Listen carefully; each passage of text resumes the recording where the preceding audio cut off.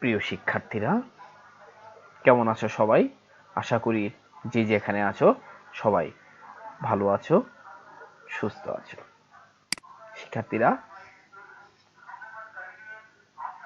আমি তৌহিদুল নাসের সহকারী শিক্ষক, বালিজুরি এফএম উচ্চ বিদ্যালয়, মাদারগঞ্জ, জামালপুর। আজকে তোমাদের সাথে বাংলাদেশ নবম দশম শ্রেণীর বাংলাদেশ ও বিশ্ব পরিচয়ের একাদশ অধ্যায়ের একটি পাঠ নিয়ে আলোচনা করব।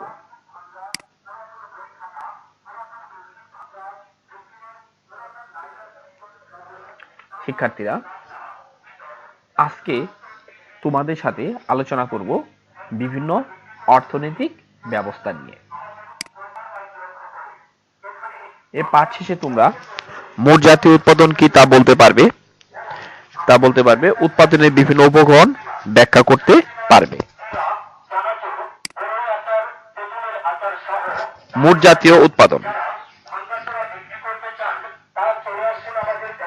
তো তার আগে বিভিন্ন অর্থনৈতিক ব্যবস্থা সম্পর্কে যদি আলোচনা করি, মানুষের প্রয়োজন বহুবিধ।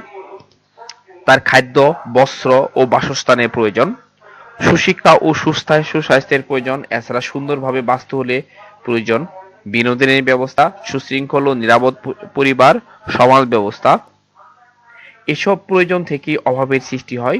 সম্পদ সবসময় অপ্রতুল। অভাব পূরণের জন্য মানুষ চেষ্টা করে এবং উৎপাদন করে। উৎপাদন হলো দ্রব্য বা সম্পদের এক অবস্থা থেকে অন্য অবস্থায় রূপান্তর। যেমন কাঠ থেকে চেয়ার তৈরি, এটাই এই রূপান্তরেই উৎপাদন। এবার তোমাদের সাথে আলোচনা করব মোট জাতীয় উৎপাদন নিয়ে। শিক্ষার্থীরা, কোনো নির্দিষ্ট সময়ে, সাধারণত এক বছরে, কোনো দেশের প্রাকৃতিক সম্পদ বা ভূমির উপর যে দেশের মোট শ্রম ও মূলধন নিয়োগ করে যে পরিমাণ বস্তুগত ও অবস্তুগত দ্রব্য ও সেবা উৎপাদিত হয়, তার আর্থিক মূল্যকে ওই দেশের মোট জাতীয় উৎপাদন বলে। সেবা বলতে কোনো অবস্তু দ্রব্যকে বোঝায় যার উপযোগ এবং বিনিয়োগ মূল্য আছে। শিক্ষকের পাঠদান, চিকিৎসকের চিকিৎসা প্রদান ইত্যাদি সেবা হিসেবে বিবেচিত। অর্থনৈতিক কার্যাবলীর বিভিন্ন পর্যায়ের নাম খেয়াল করো। অভাব, প্রচেষ্টা, উৎপাদন, বন্টন, ভোগ। প্রয়োজন বোধ থেকে অভাবের সৃষ্টি। সম্পদ সীমিত কিন্তু মানুষের অভাব সীমাহীন। মানুষ সীমাহীনতার অভাব পূরণের জন্যই উৎপাদন করে।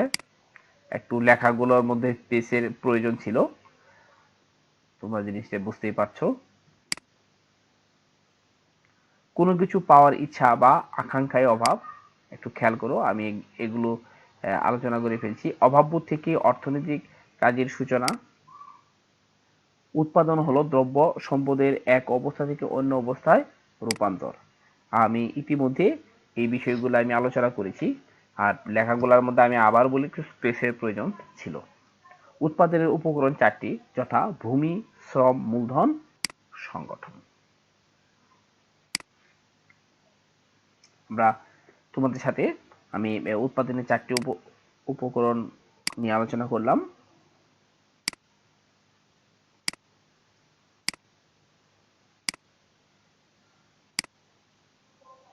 এখন এই উৎপাদনের যে চারটি উপকরণ এ নিয়ে বিস্তারিত আলোচনা করব। প্রথমে আসে ভূমি। ভূমি অর্থনীতিতে ভূমি বলতে সকল প্রাকৃতিক সম্পদ, যেমন জমির আমি আবার বলছি, সাধারণত ভূমি বলতে জমি বোঝায়, কিন্তু অর্থনীতিতে ভূমি বলতে প্রাকৃতিক সম্পদ যেমন জমির উপরিস্থ এবং অভ্যন্তরের সকল কিছুকে বোঝায়। এরপর আসতেছে শ্রম। শ্রম উৎপাদন কাজে ব্যবহারযোগ্য মানুষের শারীরিক ও মানসিক কর্মক্ষমতাকে শ্রম বলে।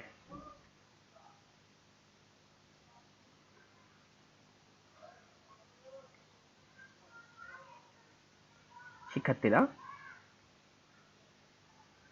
এবার জানবো আমরা মূলধন নিয়ে। মূলধন উৎপাদিত উপাদানকেই মূলধন বলে। মূলধন হলো সেই ধরনের সম্পদ বা সরাসরি ভোগ করা হয় না, কিন্তু যা কাজে লাগিয়ে অধিকতর উৎপাদন করা যায়। যন্ত্রপাতি, কলকারখানা, উৎপাদন কাজে ব্যবহৃত ভবন, অর্থ ইত্যাদি হলো মূলধন। তোমরা চিত্র দেখতে পাচ্ছিলে।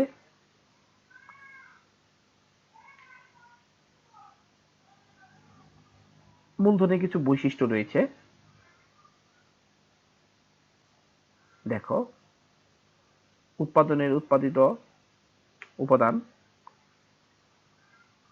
মূলধন উৎপাদনশীল,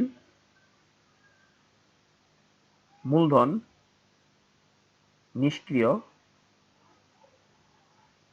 মূলধন গতিশীল, মূলধন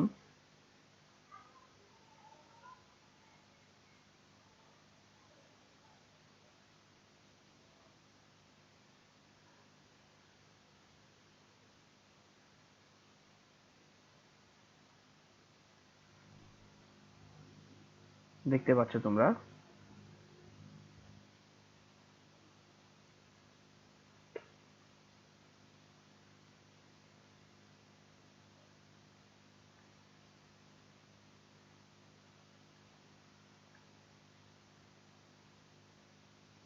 লেখাগুলোর ভিতরে স্পেস প্রয়োজন ছিল। আমি এটা আগেও বলেছি।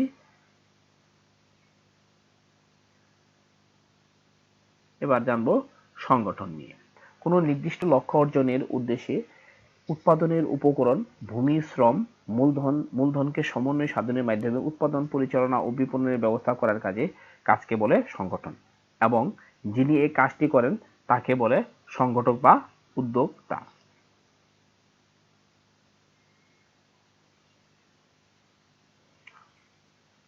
উৎপাদিত সম্পদ থেকে প্রাপ্ত অর্থ কিভাবে ভাগ হয়?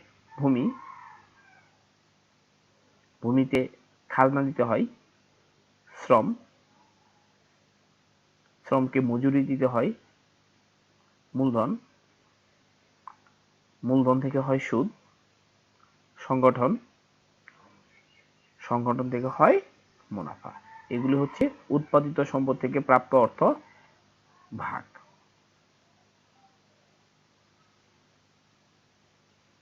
অর্থনৈতিক ব্যবস্থা যে অবস্থা বা কাঠামোর আওতায় উৎপাদনের উপাদানসমূহের মালিকানা নির্ধারিত হয় এবং উৎপাদন প্রক্রিয়া, উৎপাদিত সম্পদের বণ্টন ও ভোগ প্রক্রিয়া সম্পাদিত হয় তাকে অর্থনৈতিক ব্যবস্থা বলে। তাহলে এই ছিল আজকে আমার আলোচনার বিষয়। পরবর্তী পাঠে তোমাদের